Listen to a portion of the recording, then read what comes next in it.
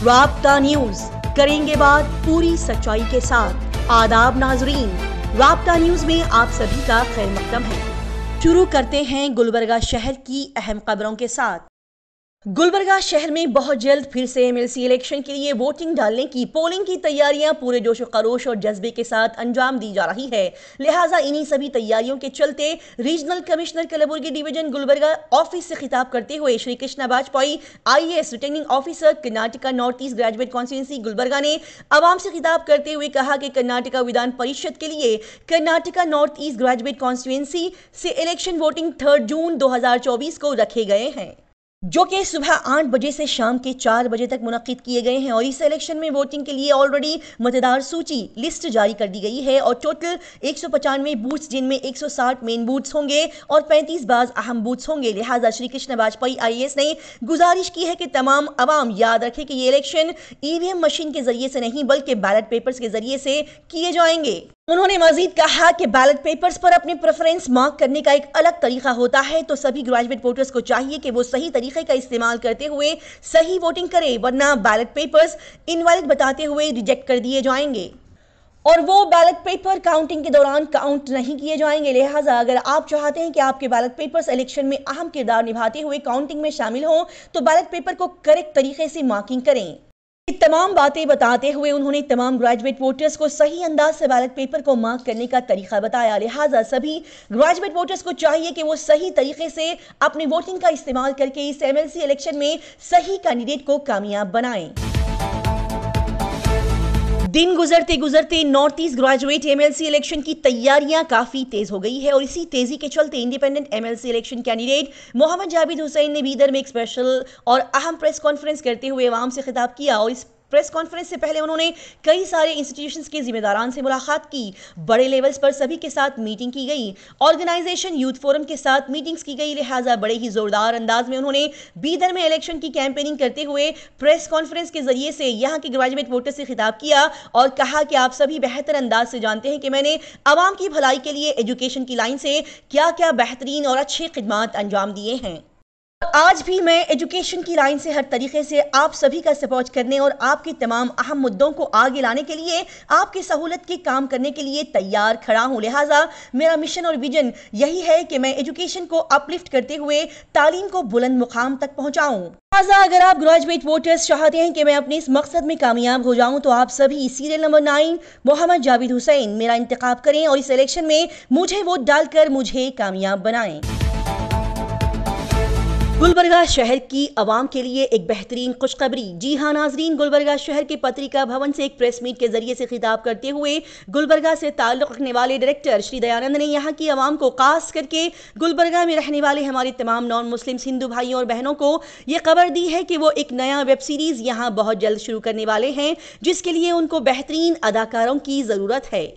Director Shri Dayanand ने मजीद बताया कि JR फिल्म्स और PGB बैनर तले एक नया वेब सीरीज बहुत जल्द शुरू किया जा रहा है। लिहाजा ख्वाहिशमंद हजरात, अदाकार और अदाकारा इस महीने जून की 2 तारीख को गुलबर्गा में कायम नूतन विद्यालय बॉयज हाई स्कूल में रखे गए ऑडिशन में हिस्सा लेकर अपने अंदर के टैलेंट को बताएं और इस ऑडिशन का भरपूर अंदाज से फायदा उठाएं। इस मौके पर हम सभी आवाम को ये कहते हैं कि फिल्म लाइन में जाने के तमाम ख्वाहिशमंद हजरात को पहले ये देखना और जानना ज़रूरी है कि आप जिस जगह जुड़ रहे हैं और जिस लाइन में जाना चाह रहे हैं, वो लाइन वाले और वहाँ के लोग कितने जेन्युइन और सही है, ये पहले जान लें और फिर काम के ताल्लुक से अपने दिल को हर तरह की तसल्ली मिलने पर ही आगे बढ़ने का फैसला करें। लिहाजा यहाँ पर अपनी होशियारी और सूझबूझ का पूरा इस्तेमाल करें। गुलबर्गा शहर में 9 जून 2024 को SLC, PUC और दूसरे अहम ग्रेजुएट डिग्रीज में शानदार और बेहतरीन मार्क्स और परसेंटेज से पास होने वाले तमाम बंजारा समाज के बच्चों को गौर सेना की तरफ से इज्जत अफजाई करते हुए उन्हें मेडल्स और प्राइजेस से नवाजा जाएगा। जी हाँ नाजरीन, गौर सेना की जानिब से श्री गोपीचंद ने इत्तला देते हुए गुलबर्गा शहर के पत्रिका भवन से एक प्रेस मीट के जरिए से खिताब करते हुए कहा कि साल 2024 में अपने बंजारा समाज के तमाम स्टूडेंट्स जिन्होंने SLC, PUC और दीगर अहम डिग्रीज में बेहतरीन और शानदार जीत और कामयाबी हासिल करते हुए अबव 75% हासिल किया है, उन सभी बंजारा समाज के तालिब इल्मों की इज्जत अफजाई करते हुए उन्हें शाबाशी देते हुए गौर सेना की जानिब से उन्हें अवार्ड्स दिए जाएंगे।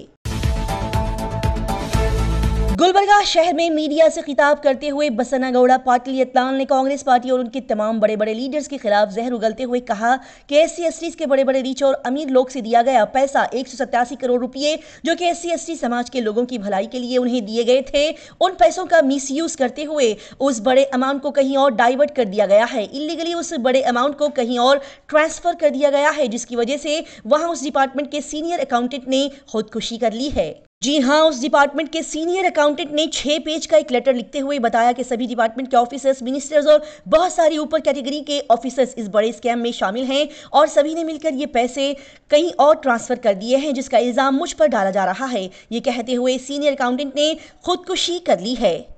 यहाँ पर मजीद बसनागौड़ा पाटिल यत्नाल ने कहा कि ये सिर्फ एक लीडर या एक छोटे से वर्कर का काम नहीं है, बल्कि बड़े बड़े मंत्री, बड़े बड़े लीडर्स और ऑफिसर्स ने मिलकर कैनरा बैंक के अकाउंट में से इतना बड़ा अमाउंट बाहर निकाला है, जो कि छोटे मोटे ऑफिसर्स और लीडर्स के बस की बात नहीं है। उन्होंने मजीद कहा कि इतना बड़ा अमाउंट 187 करोड़ रुपए निकालना किसी छोटे मोटे आदमी का काम बिल्कुल नहीं है। ये बहुत ही बड़ा करप्शन का दलदल है, जिसमें बड़े बड़े लीडर्स, मंत्री और ऑफिसर्स शामिल है। लिहाजा ऐसे में हम हुकूमत से डिमांड करते हैं कि सिर्फ इंचार्ज नागेंद्र को ही सस्पेंड करके उसकी ही छानबीन और जांच न की जाए, बल्कि उनके साथ सभी बड़े बड़े लीडर्स, मंत्री, ऑफिसर्स की छानबीन करते हुए इसमें मुलविस एक एक आदमी को पकड़ा जाए और इस केस को CBI को सौंप दिया जाए,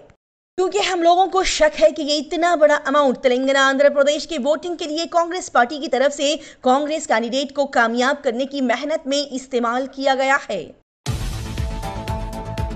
इसी तरह की तेज, ताजा तरीन और लगातार खबरों की जानकारी हासिल करने के लिए राब्ता न्यूज को सब्सक्राइब, लाइक और शेयर करें।